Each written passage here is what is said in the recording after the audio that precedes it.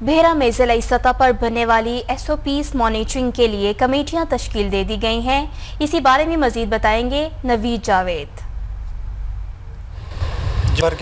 میں حکومت کی جانب سے جو تعلیمی اداروں کو کھولنے اور ملک میں تعلیمی سلسلے کو بحال کرنے کے لیے SOPs جاری کر دی گئی ہیں، اس حوالے سے ان پر مانیٹرنگ کے لیے کمیٹیاں بھی بنا دی گئی ہیں۔ اس وقت ہمارے ساتھ CO ایجوکیشن ریاض قدیر بٹی موجود ہیں، اس سلسلے میں مزید تفصیلات ان سے جانتے ہیں۔ بسم اللہ الرحمن الرحیم۔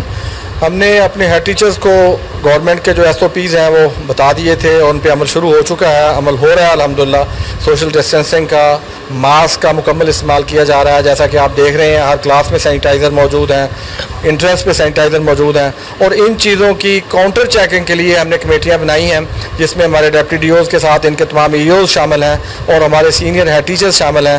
یہ ہر سکول کو وزٹ کریں گے، 100% سکولوں کی وزٹ کر کے ان چیزوں کو انشور کریں گے کہ وہاں یہ تمام SOPs پر عمل کیا جا رہا ہے۔ اگر کسی جگہ پہ عمل نہیں ہو رہا ہوگا تو یہ ہیڈ ٹیچر کو لکھ کے دے کے آئیں گے اور اپنی ہائر اتھارٹیز کو بتائیں گے تاکہ ان کے خلاف فوری طور پہ کارروائی کی جا سکے۔